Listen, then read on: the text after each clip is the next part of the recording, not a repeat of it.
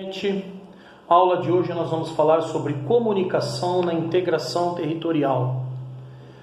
Sobre comunicação tem muita coisa importante, mas nesse momento é interessante sabermos que sobre comunicação, como que ela evoluiu. Nós temos aí a comunicação se dando de diversas formas. Nesse momento eu estou usando um meio tecnológico para falar com vocês. É comunicação. Comunicação pode ser com a própria expressão. Eu estou gesticulando, eu estou me expressando. A expressão é uma forma de comunicação. Um sinal de trânsito, sinal verde, sinal amarelo, sinal vermelho, as placas do trânsito, tudo aquilo é uma forma de comunicação. No início do século XX, você vai ver atores que faziam filmes apenas com o corpo, não havia comunicação verbal, porque a tecnologia ainda não havia o áudio, havia apenas as imagens. Então você assiste um filme, por exemplo, do Charles Chaplin, que você vai ver que ele só fazia a comunicação com o corpo, e a gente entende muito o que ele está fazendo. No Brasil, no período do Império, no período da colônia, a comunicação se dava entre Brasil e metrópole, Portugal, demorava-se meses para se levar uma carta de navio do Brasil até Portugal. E, enfim, eu ainda peguei a época das cartas, onde a gente colocava um selinho, escrevia de próprio punho e mandava uma carta. Hoje nós temos tudo muito tecnológico, né? Nós temos aí os e-mails, que já está ficando para trás também, WhatsApp, Facebook, as redes sociais, tudo aquilo que a gente tem, né? O telefone, como uma comunicação muito rápida. Nós temos também não só esse tipo de mídia da internet, nós temos também a televisão, onde a gente assiste filmes, programas, de TV, enfim, tudo isso é uma forma de comunicação. O Brasil teve o olho de boi como o primeiro selo do Brasil. Vou mostrar aqui, está no seu livro, na página 64, que está o olho de boi, o primeiro selo do Brasil. E o selo é uma forma que o governo, as autoridades têm, para estar taxando aquele tipo de comércio, que é um comércio da comunicação, você enviar uma comunicação de um lado para o outro, então é uma taxação e o governo ganha em cima. E o controle da comunicação que vai, que vem, enfim. Então, a comunicação se dá dessa forma desde os primórdios, Você vai ver lá, desde os primórdios aí do nosso país, as cartas, pelos correios, enfim. E hoje ainda acontece, mas é menos, dado a comunicação tecnológica que nós temos, tá? Podemos citar o telefone. Hoje os celulares tomaram conta, São um telefone aí, um sistema de telefonia mais avançado, Nós temos os correios, temos os jornais, a televisão, filmes, novelas, enfim. E hoje eu destaco até um pouquinho o jornal sensacionalista, Um jornal que tenta ganhar público com aquelas notícias, bombásticas. E eles tentam de alguma forma enfatizar mais a notícia do que de fato é aquela notícia, De fato como é aquela notícia, Às vezes passa lá um sensacionalismo. Houve um acidente, E o sujeito caiu 3 metros após o acidente. E aí o jornalista sensacionalista já diz que ele caiu, que ele rolou, que ele caiu a 8, 10 metros do local onde foi a colisão, e faz todo aquele sensacionalismo para segurar a gente na mídia.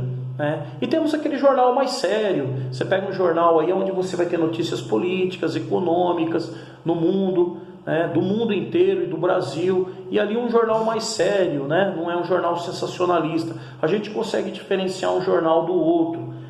Existem também revistas sensacionalistas. Tudo isso são meios de comunicação. O rádio, a TV, a internet, a TV digital. Hoje o mundo analógico, que é aquela TV mais antiga que chuviscava, hoje já quase não tem. Por quê? Porque o mundo digital tomou conta.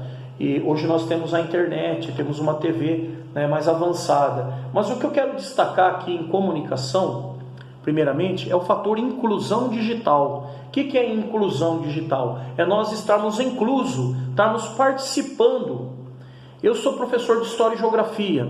Eu não sou um grande tecnólogo, mas eu tento aqui me desdobrar para ser um incluso tecnologicamente. Fato é disso que eu estou gravando esta aula. Então a gente se desdobra para a gente aprender, para a gente estar incluso. A pessoa exclusa, aquele que é excluído, é aquele que não tem uma rede social, ele não participa dos meios de comunicação, ele está por fora dos noticiários, ele está alienado a tudo aquilo que envolva comunicação no local onde ele está, no país e no mundo. Então ele está excluído. Você é um excluído digitalmente? Você tem Facebook? Você tem WhatsApp? Você tem qualquer outro meio de comunicação, Instagram, Twitter? O que você tem? Você participa de alguma forma? Você passa e-mails? Né? Então, se você participa de alguma dessas redes sociais, de alguma forma dessa que eu citei de comunicação, você é um incluso, você não está excluso da comunicação. Então, ser incluso à comunicação hoje é a gente estar participando de alguma forma das mídias atuais. E é muito importante sabermos que a mídia ela tem um poder muito grande sobre nós. Tá? As propagandas de televisão, os famosos merchandising que eles falam, que é aquela propaganda que vem no meio da novela, do filme, que tem um grande poder de fazer a gente querer comprar aquele produto. As propagandas existem para fazer a nossa cabeça para comprar aquele produto ou para votar num determinado partido. Eu vejo, por exemplo, no Facebook, quanto ataque ao atual presidente Jair Bolsonaro e quantas pessoas o defendendo. Aí fica a minha pergunta, né? Essas pessoas que falam no Facebook sem muito fundamento, eles têm um grande conhecimento desse presidente a favor ou contra ele para estar falando a favor ou contra ele na mídia? Né? Elas estão realmente aprendendo o assunto, sabendo o assunto, todo o fundamento, toda a raiz daquele assunto para poder defender algo? Ou são pessoas superficiais que aprendem aí um pouquinho a respeito do assunto, ouviu lá um parente, um amigo, o pai, a mãe, o irmão, o vô, a avó comentar alguma coisa e já fez uma opinião, né, contrária ou a favor àquele político?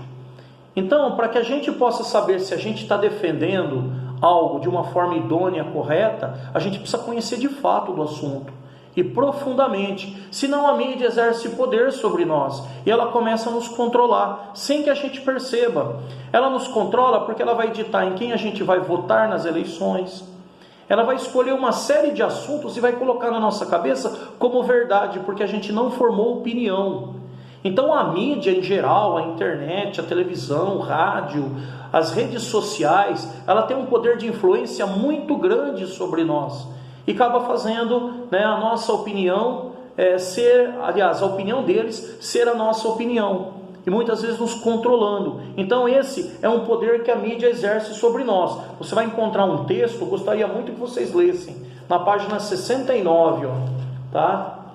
Esse texto vem falando aí sobre o poder da mídia. Gostaria muito que vocês lessem em casa, tá? Se possível também, escrevam alguma coisa sobre o assunto, entendam o assunto, grifem o assunto, já comecem a fazer atividades, tá?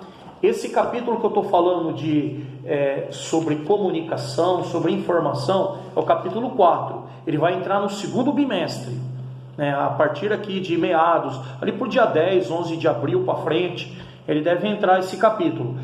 Eu gostaria que você já fosse adiantando, se possível, ou quando entrar o segundo bimestre, você já comece a se adiantar. Leia, é um capítulo gostoso, fácil, ele vem falar de comunicação, é realidade de cada um de nós, é muito realidade de vocês, adolescentes, jovens, que vivem aí, às vezes entendem mais de celular do que a gente, mas você saber um pouquinho também do histórico, né, da evolução dessa comunicação é importante.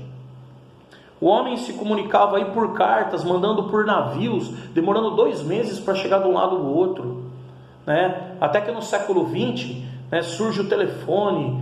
Final do século XIX e XX, você já vai ver fotografia, telefone, a televisão aí ali nos idos em torno dos anos 30, dos anos 20, você tinha o rádio, né? Agora no final do século XX, início do século XXI, nós temos aí a internet, que vem bombando no mundo, né? Vem trazendo informação muito rápida para a gente. Então a gente vê a evolução da comunicação, né? Já pensou se a gente não tivesse a comunicação que temos hoje, com esses acontecimentos a respeito, né, do Covid-19, né, o coronavírus? Já pensou se a gente não tivesse a comunicação? Quer dizer, nós não estaríamos nos preparando, né? E essa aula está acontecendo justamente por causa disso. A comunicação mostrou o que estava acontecendo para o mundo e nós tomamos medidas, né? Para que pudéssemos estar aí separados, para que o vírus não se espalhe. Então estou dando essa aula por conta disso. E a comunicação tem tudo a ver com isso, né? Então a comunicação hoje é importantíssima, inclusive em todas as áreas.